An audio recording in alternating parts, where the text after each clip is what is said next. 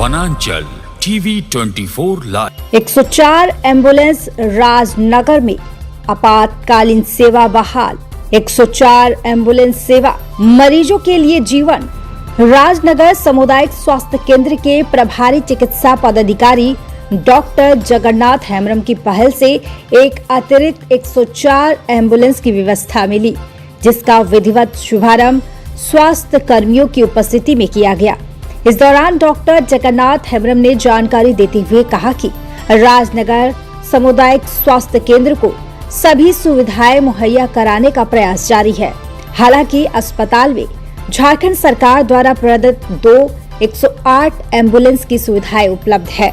इसके बावजूद कभी कभी 108 अत्यंत व्यस्त होने की वजह से लोगों को परेशानियों का भी सामना करना पड़ता था।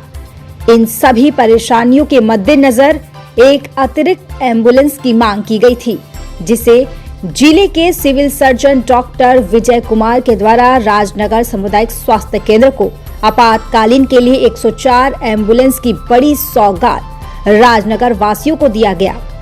उन्होंने बताया कि 108 एम्बुलेंस की प्रक्रिया राजधानी रांची से संचालित होती है, परंतु यदि कभी 108 नहीं लग पाता तो ऐसी स्थिति में अस्पताल के डॉक्टरों और कर्मियों से लोग नाराज हो जाते हैं, जबकि अस्पताल पदाधिकारियों एवं कर्मियों का दायित्व नहीं रहता है।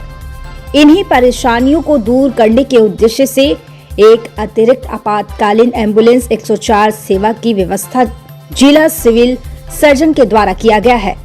वहीं डॉक्टर जगन्नाथ हेम्ब्रम ने लोगों से अपील किया कि यदि 108 से संपर्क नहीं हो पाता है तो ऐसी स्थिति में लाभुक सीधे स्वास्थ्य केंद्र के पदाधिकारियों से संपर्क कर 104 एम्बुलेंस की सेवा ले सकते हैं।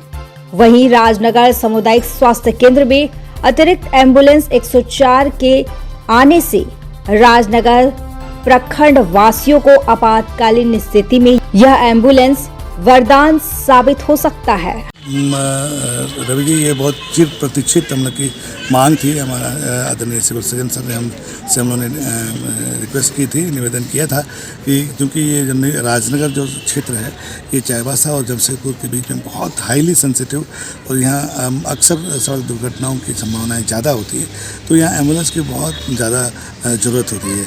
यहाँ हमारे पास 108 की 2 एम्बुलेंसें हैं।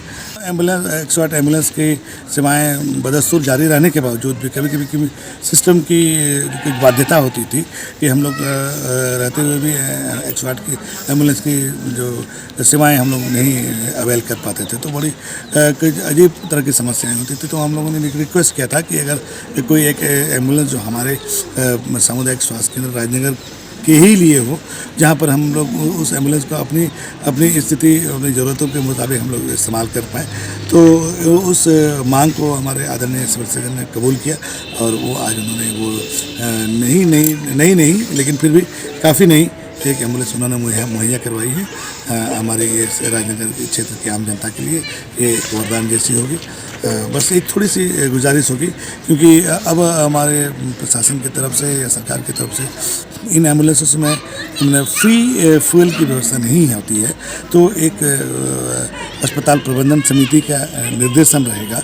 उनकी समिति के निर्देश के पर ही ये एम्बुलेंस जो है निःशुल्क मुहैया की जाएगी, निःशुल्क ड्राइवर होंगे, निःशुल्क गाड़ी वही मुहैया की जाएगी। लेकिन इसमें जो ईंधन की व्यवस्था होगी वो जो लाभुक होंगे उनको करनी पड़ेगी। अगर इस कभी कभी ऐसी सामाजिक परिस्थितियां बनती हैं जहाँ पर समाज के बहुत प्रबुद्ध लोग भी आगे आते हैं, तो ऐसी स्थिति में लाभुकों के लिए जो निःशुल्क ईंधन की व्यवस्था समाज के जो समाज सेवी लोग हैं वो भी कर सकते हैं, जिससे मैंने ये कहने का अर्थ है केवल आपातकालीन स्थिति में इसकी बिल्कुल अब बिल्कुल आपने बिल्कुल समझा कि हम लोग एकदम सहज सुलभता के लिए हम लोगों ने इसको रखा है। अगर यदि किसी को नहीं, इसके लिए बिल्कुल किसी भी सिस्टम में किसी 108 किसी सिस्टम को फ़ोन करने की ज़रूरत नहीं होगी। सीधे यहाँ जो हमारा अस्पताल प्रशासन जो भी वहाँ मौजूद होंगे, प्रभारी चिकित्सा पदाधिकारी मौजूद हों तो बहुत बेहतर। अगर उनकी मौजूदगी ना हो तो जो भी यहाँ पे चिकित्सा पदाधिकारी होंगे उनसे सहमति लेकर के इस एम्बुलेंस का इस्तेमाल किया जा सकता है। सरायकेला राजनगर से रविकांत गोप की रिपोर्ट। बस देखते रहिए वनांचल टीवी 24 लाइव।